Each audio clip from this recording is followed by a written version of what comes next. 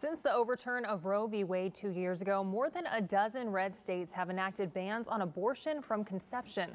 There hasn't been enough support within South Carolina's legislature to impose as restrictive a measure as that, with the state instead implementing a still limited ban from about 6 weeks. But State House reporter Mary Green explains whether a shifting landscape in Columbia following recent primary elections could change that. The issue of abortion didn't come up in a substantial way this year here at the State House for the first time in a long time. But the loss of the 3 female Republican senators who played a key role in blocking a ban from conception here a few years ago now has some expecting the issue to return to the fore next year. I don't think anybody is under any illusion that they're not going to try it. In 2022 and 2023, Republican Senators Katrina Shealy, Sandy Senn, and Penry Gustafson joined with their colleagues across the aisle, along with a few Republican men, to vote against a ban on abortion from conception. The push failed in the Senate, though it did pass in the House of Representatives, and the Republican-dominated legislature later enacted a ban from about 6 weeks into a pregnancy. That bill that we were close a couple of years ago.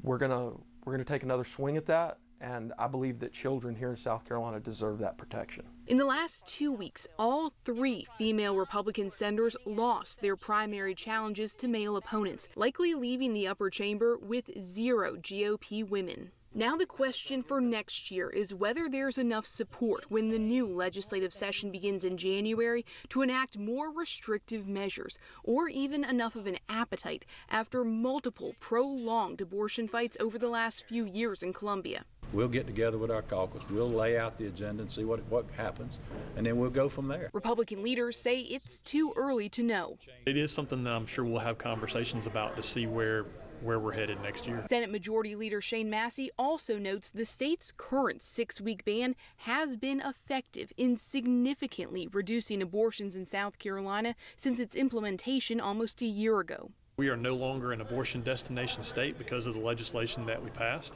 and thousands of lives are going to be saved because of it. So I feel good about where we are with that.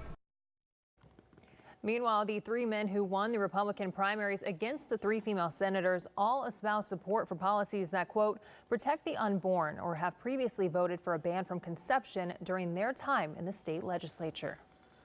2 of those Republican women who lost their Senate primaries this month are from the Midlands, Senator Katrina Shealy and Penry Gustafson. Our Nick Neville spoke to both of them today. And Nick, how are they evaluating their losses? Right, both say it's a sad statement about the state of play in politics in the Palmetto State, not because of their personal defeats, but about what this means at large for female representation. Now, their losses mean that South Carolina is going to remain one of the worst states in the nation for the number of women in its state legislature.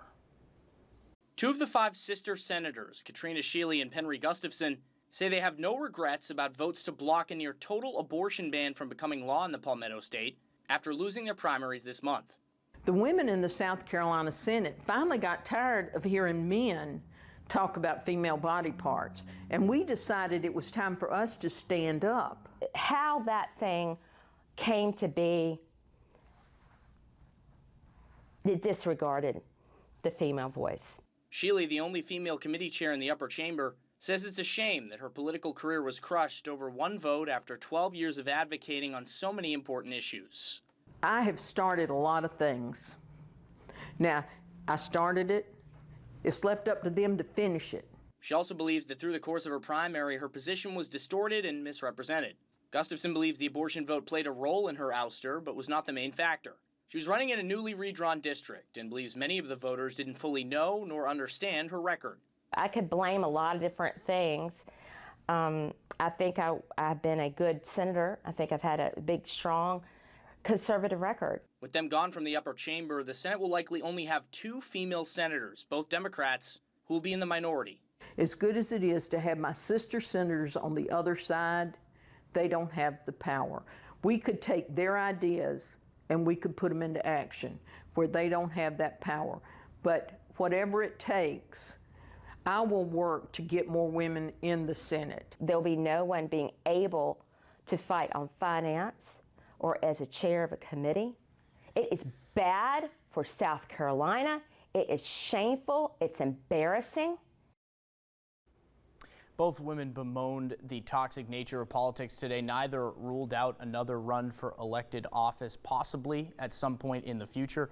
But they say that that's not their focus. They're going to continue to advocate in other ways. Live in the studio, Nick Neville, WIS News 10. All right, Nick, thank you for that report. Now, Senator Shealy believes with her loss, it means there will be a gap that must be filled as it relates to people-centered issues like child abuse and neglect and domestic violence.